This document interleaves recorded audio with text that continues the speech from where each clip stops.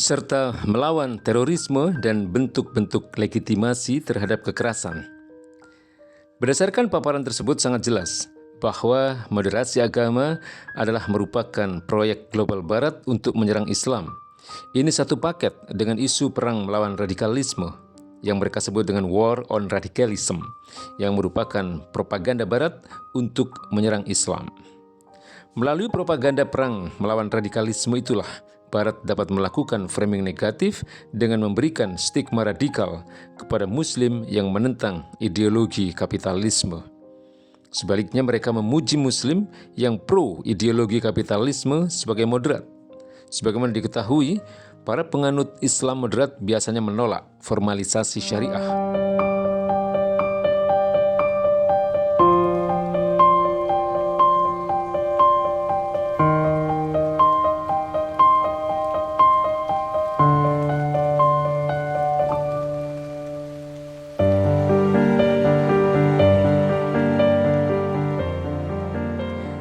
Bulan Juli lalu, Kementerian Agama meluncurkan program 1000 Kampung Moderasi Beragama atau KMB yang tersebar di seluruh Indonesia.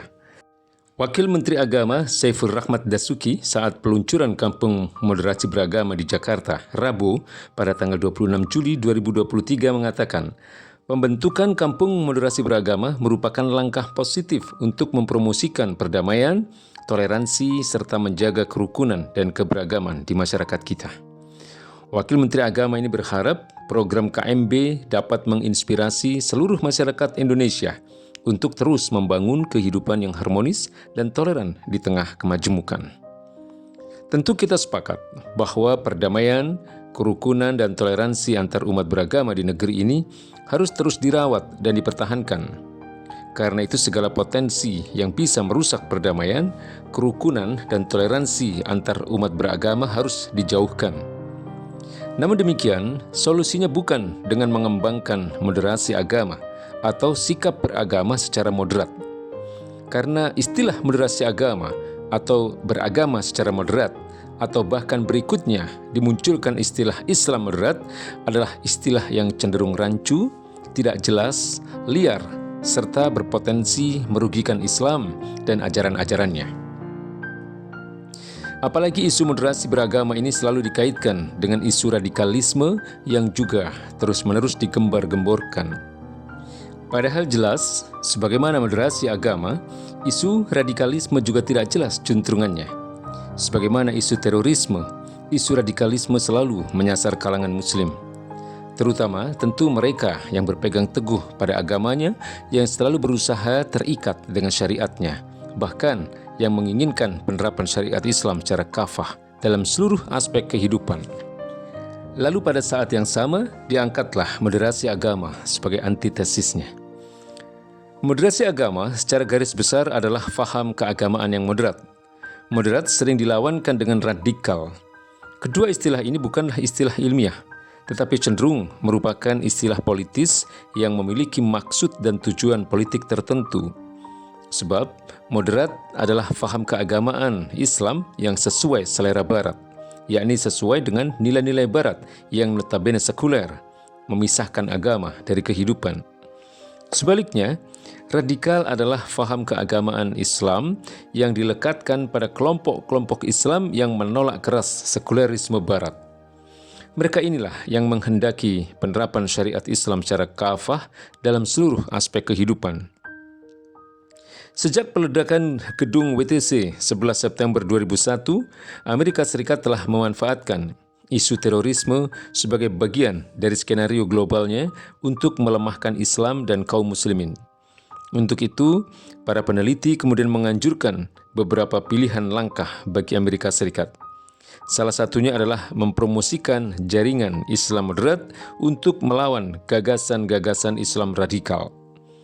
Terkait itu, mantan Presiden Amerika Serikat, George W. Bush, pernah menyebut ideologi Islam sebagai ideologi para ekstremis. Bahkan oleh mantan Perdana Menteri Inggris, Tony Blair, ideologi Islam dijuluki sebagai ideologi setan. Hal itu dia nyatakan di dalam pidatonya pada Konferensi Kebijakan Nasional Partai Buruh Inggris pada tahun 2005. Blair selalu menjelaskan ciri-ciri ideologi setan, yaitu 1. Menolak legitimasi Israel. 2. Memiliki pemikiran bahwa syariah adalah dasar hukum Islam. 3. Kaum muslim harus menjadi satu kesatuan dalam naungan khilafah. 4. Tidak mengadopsi nilai-nilai liberal dari barat. Inilah yang dianggap sebagai faham keagamaan kelompok-kelompok radikal. Jika demikian, sikap keagamaan moderat adalah yang sebaliknya. Dengan demikian, kebijakan moderasi agama ini harus kita pandang dalam perspektif politik global, bukan sekedar perspektif politik lokal Indonesia. Sebab, pada faktanya, moderasi agama merupakan bagian dari strategi politik luar negeri dari negara-negara barat, khususnya Amerika Serikat dan sekutunya. Dalam hal ini, Amerika Serikat dan sekutu-sekutunya meyakini bahwa selama ajaran Islam murni masih diyakini dan tumbuh berkembang di tubuh umat Islam, selama itu pula akan terus ada perlawanan terhadap negara-negara kafir imperialis Barat dan kepentingannya di dunia Islam. Oleh karena itu, Barat menggagas proyek moderasi agama yang ditujukan untuk mengubah sudut pandang kaum muslimin agar mereka mau menerima ide dan pemikiran Barat, khususnya demokrasi dan kebebasan. Sebab Islam moderat adalah kunci penyebaran demokrasi Barat di negeri-negeri Islam. Moderasi agama itu mereka gunakan untuk menghalang-halangi kembalinya umat Islam ke dalam agamanya secara murni dengan mengamalkan syariat Islam kafah. Dengan itu, mereka juga berupaya mempertahankan sistem kapitalisme sekularisme di negeri-negeri Muslim. Melalui cara itulah, Amerika Serikat dan negara-negara penjajah lainnya dapat terus mengeksploitasi kekayaan alam negeri-negeri Islam. Strategi Barat dalam moderasi agama itu juga dapat dicermati dari salah satu buku kajian yang dikeluarkan Rand Corporation yang berjudul Building Moderate Muslim Network. Pada subbab di dalamnya ada topik Roadmap for Moderate Network Building in the Muslim World yang salah satu poinnya menjelaskan tentang characteristics of moderate Muslims. Di sana dinyatakan bahwa Muslim moderat adalah orang yang menyebarluaskan dimensi-dimensi kunci peradaban demokrasi, termasuk di dalamnya gagasan tentang hak asasi manusia atau HAM, kesetaraan gender, pluralisme, dan menerima sumber-sumber hukum non-sektarian, serta melawan terorisme dan bentuk-bentuk legitimasi terhadap kekerasan. Berdasarkan paparan tersebut sangat jelas bahwa moderasi agama adalah merupakan proyek global Barat untuk menyerang Islam. Ini satu paket dengan isu perang melawan radikalisme yang mereka sebut dengan War on Radicalism, yang merupakan propaganda Barat untuk menyerang Islam. Melalui propaganda perang melawan radikalisme itulah Barat dapat melakukan framing negatif dengan memberikan stigma radikal kepada Muslim yang menentang ideologi kapitalisme. Sebaliknya, mereka memuji Muslim yang pro ideologi kapitalisme sebagai moderat. Sebagaimana diketahui, para penganut Islam moderat biasanya menolak formalisasi syariah oleh negara dalam format sistem khilafah. Padahal khilafah merupakan ajaran Islam, sebagaimana akidah, akhlak, ibadah, muamalah, dan seterusnya. Para propagandis anti-Islam sering membuat opini fiktif seolah penerapan syariat Islam itu adalah sebuah ancaman. Umat Islam dituding intoleran sehingga mengharuskan adanya moderasi beragama. Padahal faktanya, terorisme melalui imperialisme di dunia itu justru secara real dilakukan oleh negara-negara penjajah, pengusung ideologi kapitalisme maupun komunisme. Bandingkan dengan peradaban Islam yang selama 13 abad memayungi dunia dengan berbagai kegemilangannya, termasuk pula perlakuan baiknya terhadap warga non-Muslim.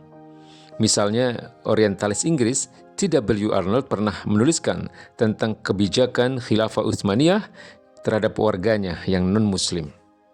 Arnold menyatakan bahwa perlakuan terhadap warga Kristen oleh pemerintahan Khilafah Utsmaniyah selama kurang lebih 2 abad setelah penaklukan Yunani telah memberikan contoh toleransi keyakinan yang sebelumnya tidak dikenal di daratan Eropa. Ini bisa dibaca di dalam kitab yang ditulis oleh Arnold, The Preaching of Islam, A History of the Propagation of the Muslim Faith. Karena itu, Tuduhan bahwa Islam adalah intoleran sebenarnya tidak sekedar ahistoris, namun juga penyesatan politik. Faktanya, secara historis, tanpa moderasi agama pun Islam memang agama yang menjunjung tinggi toleransi. Bahkan toleransi tanpa moderasi agama merupakan salah satu bagian dari sejarah keagungan dan kegemilangan khilafah Islam yang telah memayungi dunia selama 13 abad. Islam adalah agama atau ad-din yang diturunkan oleh Allah Subhanahu wa taala kepada Nabi Muhammad sallallahu alaihi wasallam untuk mengatur hubungan manusia dengan Tuhannya, dengan dirinya sendiri dan dengan sesama manusia. Dengan demikian, Islam bukan hanya mengatur masalah akidah, ibadah dan akhlak, tetapi juga mengatur masalah ekonomi, pemerintahan, sosial, pendidikan, peradilan dan sanksi hukum serta politik luar negeri.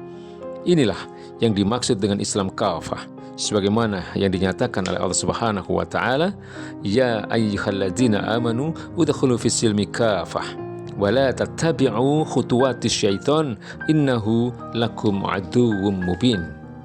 Wahai orang-orang beriman, masuklah kalian ke dalam Islam secara keseluruhan dan janganlah kalian turuti langkah-langkah setan. Sungguh, setan itu adalah musuh yang nyata bagi kalian. Quran Surat Al-Baqarah ayat 208. Karena itu, Islam adalah agama yang lengkap dan sempurna. Islam tidak lagi membutuhkan agama atau ajaran lain. Ini ditegaskan oleh Allah Subhanahu wa taala dalam firman-Nya, "Al-yauma akmaltu lakum dinakum wa atmamtu 'alaikum ni'mati wa raditu lakumul Islam madina." Pada hari ini telah aku sempurnakan untuk kalian agama kalian, dan telah aku cukupkan nikmatku kepada kalian, dan telah aku ridhoi Islam menjadi agama kalian. Quran Surat Al-Ma'idah ayat 3. Jika demikian, benarkah Islam moderat itu ada? Tentu tidak ada. Sebab Islam hanya satu, yaitu agama atau ad-din yang diturunkan oleh Allah Subhanahu wa taala kepada Nabi Muhammad sallallahu alaihi wasallam untuk mengatur hubungan manusia dengan Tuhannya, dengan dirinya sendiri dan sesamanya. Mengenai kategorisasi moderat atau yang lain, itu hanyalah mapping atau pemetaan yang didasarkan pada ciri atau sifat orang yang mengambil Islam. Dikatakan moderat jika dia bisa bersikap terbuka atau inklusif, tidak eksklusif dan bisa mengkompromikan Islam dan Barat. Disebut radikal atau fundamentalis atau ekstrim kalau tidak bersikap terbuka atau eksklusif, tidak inklusif dan tidak mau mengkompromikan Islam dengan Barat. Alhasil, umat Islam harus menolak dan melawan ide moderasi agama dalam semua bentuknya. Pasalnya, moderasi agama digagas negara imperialis Barat untuk melanggengkan penjajahan di dunia Islam, serta mengubah sudut pandang kaum muslim agar menerima ajaran sekulerisme, pluralisme, dan liberalisme. Ide ini tidak hanya mengokohkan dominasi dan imperialisasi Barat atas dunia Islam, tapi ia juga merusak kesucian dan kemurnian Islam dan memaksakan pemikiran rusak ke tubuh kaum muslimin. Sebaliknya, umat Islam harus disadarkan terus akan kewajiban mereka untuk selalu terikat dengan syariah Islam. Syariah Islam adalah standarisasi perbuatan seorang muslim, bukan toleransi dan moderasi. Keimanan harus diwujudkan dalam bentuk ketaatan, kepatuhan, dan menerima sepenuhnya syariat Islam. Wallahu a'lam bishawab.